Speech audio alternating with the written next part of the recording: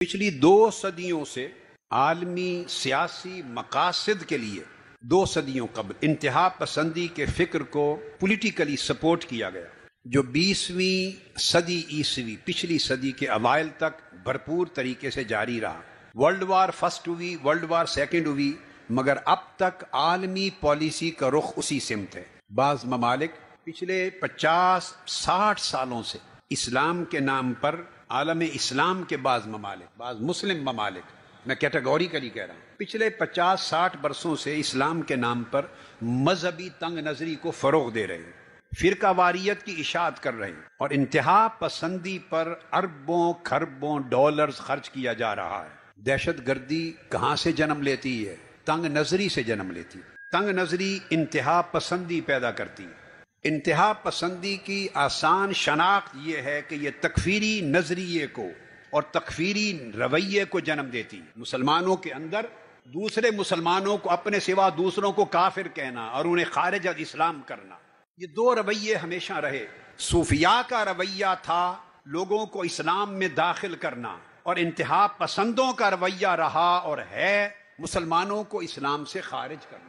صوفیاء اسلام میں داخل کرتے رہے، انتہا پسند ہمیشہ خارج کرتے رہے۔ یہ تکفیری رویے انتہا پسندی کو جنم دیتے ہیں، اور میں یہ واضح کر دوں کہ تکفیری رویے آج کی پیداوار نہیں ہیں، یہ 1300 سال سے ہیں۔ اعتدال کا رویہ بھی 1300 سال، 1400-1500 سال سے ہے، جو رسول پاک صلی اللہ علیہ وآلہ وسلم نے عطا کیا۔ اعتدال کا رویہ بھی تھا، محبت کا رویہ بھی تھا، وسعت کا رویہ بھی تھا، برداشت کا رویہ بھی تھا، علم و تحقیق کا رویہ بھی تھا، مگر ساتھ تکفیری رویہ بھی تھا، تفسیقی رویہ بھی تھا، تدلیلی رویہ بھی تھا، ساتھ ہی ساتھ تھا۔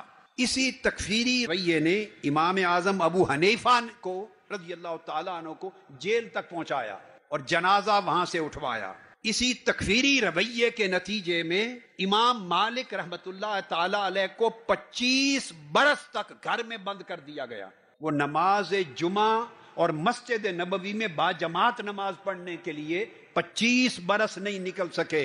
امام مالک آج جن کے نام کو دنیا پوجتی ہے اور جن کے نام پر مذہب چلتے ہیں، ان کے زمانوں میں تکفیریوں نے کیا کیا تھا، انتہا پسندوں نے کیا کیا تھا۔ اسی تکفیری اور انتہا پسندی کے رویے نے امام شافعی کے خلاف عراق اور پھر مصر میں مہمات چلائیں۔ اسی تکفیری رویے نے امام احمد بن حنبل کو کوڑے لگوائے اور ان کو جیل میں ڈالا۔ میرے سامنے 1400 سال کی علم کی تاریخ ہے، 14 صدیوں پر مشتمل علم کی تاریخ ہے۔ میں یہ بات